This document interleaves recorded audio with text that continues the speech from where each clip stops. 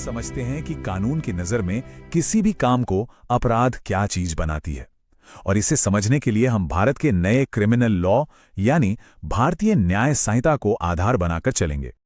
तो शुरुआत एक बहुत ही दिलचस्प सवाल से करते हैं। एक बुरे ख्याल में और एक ऐसे गुनाह में जिसकी सजा मिलती है, आखिर फर्क क्या होता है? कोई सोच कब एक दंडनीय अपराध बन जाती है? आइए इसी सफर को समझते हैं। आज की हमारी चर्चा इन 4 हिस्सों में बटी होगी। सबसे पहले हम अपराध की बनावट को देखेंगे, फिर समझेंगे कि इस दोषी मन का असल मतलब क्या है। उसके बाद अपराध के अलग अलग चरणों पर नजर डालेंगे और आखिर में जानेंगे कि ये नया कानून कहां-कहां और किस पर लागू होता है।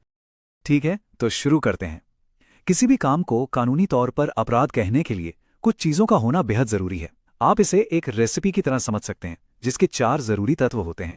कोई भी अपराध इन 4 चीजों से मिलकर बनता है। पहला, अपराध करने वाला एक इंसान होना चाहिए। दूसरा, उसके मन में एक बुरा इरादा होना चाहिए, जिसे कानून की भाषा में मेंस रिया कहते हैं। तीसरा, सिर्फ सोचने से काम नहीं चलेगा, कोई गलत काम होना भी चाहिए, यानी एक्टस रियस। और चौथा, उस काम से किसी न किसी तरह का नुकसान या क्षति होनी चाहिए। तो सबसे पहले और सबसे जरूरी चीज है मेंस रिया। ये एक लैटिन शब्द है जिसका सीधा सा मतलब है दोषी मन। कानून ये मानता है कि किसी काम को अपराध बनाने के लिए उसके पीछे एक गलत इरादा होना ही चाहिए। और मेंस रिया का दूसरा साथी है एक्टस रियस, यानी दोषी काम। ये अपराध का वो हिस्सा है जो असल में किया जाता है। ये कुछ गलत करना भी हो सकता है या फिर कोई जरूरी काम न करना भी हो सकता है, जिसे करना कानूनी तौर पर जरूरी था। कानून की एक बहुत पुरानी और मशहूर कहावत है जो इन दोनों बातों को जोड़ती है। इसका मतलब है कि सिर्फ कोई काम कर देने से कोई गुनहगार नहीं बन जाता, जब तक कि उसका मन भी गुनहगार न हो। मतलब मन और काम दोनों का दोषी होना जरूरी है। अब आते हैं चौथे तत्व, क्षति पर। देखिए, क्षति का मतलब सिर्फ शारीरिक चोट नहीं है। अगर किसी के मन को, शरीर को, उसकी प्रॉपर्टी को या उसकी इज्जत को गैर कानूनी तरीके से नुकसान पहुंचाया जाए तो वो सब क्षति में ही गिना जाता है।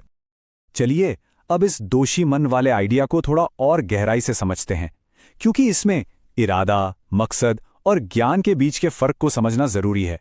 अक्सर लोग इन तीनों को एक ही चीज मान लेते हैं, पर ऐसा है नहीं। इसे ऐसे समझिए, इरादा मतलब वो सीधी सीधी योजना जो दिमाग में है, जैसे किसी को चोट पहुंचाना। मकसद होता है उस इरादे के पीछे का क्यों, जैसे बदला लेना। और ज्ञान का मतलब है ये जानना कि आपके काम का नतीजा क्या होगा।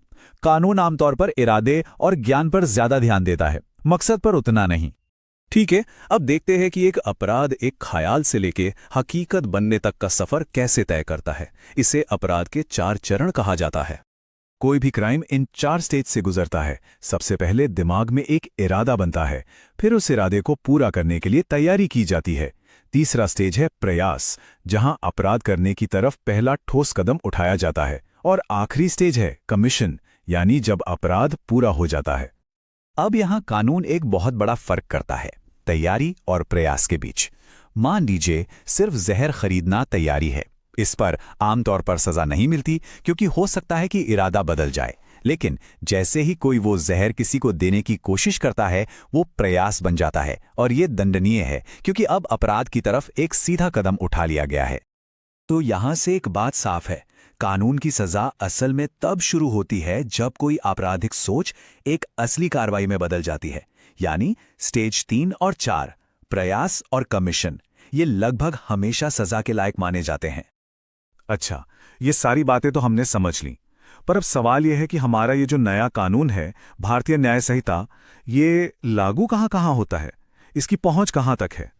सबसे पहले तो ये तारीख याद रखनी जरूरी है। 1 जुलाई 2024 से भारतीय न्याय संहिता लागू हो गई है और इसने पुराने इंडियन पीनल कोड यानी आईपीसी की जगह ले ली है। तो अब जो भी बात हो रही है वो इसी नए कानून के तहत है। और इस नए कानून का दायरा बहुत बड़ा है। ये सिर्फ भारत के अंदर हुए जुर्म पर लागू नहीं होता। अगर कोई भारतीय नागरिक दुनिया में कहीं भी अपराध करे तो भी उस पर बीएनएस लागू होगा। इतना ही नहीं, भारत में रजिस्टर्ड किसी भी जहाज या हवाई जहाज पर या फिर भारत में मौजूद किसी कंप्यूटर सिस्टम को निशाना बनाकर किए गए अपराध भी इसके दायरे में आते हैं। ये चार्ट एक तरह से हमारी पूरी बातचीत का निचोड़ है। ये साफ दिखाता है कि जैसे जैसे कोई सिर्फ सोचने से आगे बढ़कर काम करने की तरफ बढ़ता है, सजा की गुंजाइश नाटकीय रूप से बढ़ जाती है। सिर्फ इरादे की सजा लगभग शून्य है, लेकिन जैसे ही बात प्रयास और अपराध के पूरे होने तक पहुंचती है, सजा की संभावना बहुत ज्यादा हो जाती है। तो अंत में सबसे जरूरी बात जो हमें याद रखनी है वो ये है कि कानून सिर्फ सोच को सजा नहीं देता, बल्कि काम को सजा देता है, पर केवल तब जब इस काम के पीछे एक दोषी मन हो। बिना बुरे इरादे के कोई काम अपराध नहीं है, और बिना किसी काम के सिर्फ एक बुरा इरादा भी अपराध नहीं है। लेकिन ये सब हमें एक बहुत बड़े सवाल पर लाके छोड़ देता है। अगर हर अपराध की शुरुआत मन में होती है, तो अदालतें और कानून किसी के असली इरादे को लेकर पूरी तरह से पक्के तौर पर कैसे जान सकते हैं? और यही क्रिमिनल जस्टिस सिस्टम की सबसे बड़ी चुनौतियों में से एक है। इस पर सोचिएगा जरूर।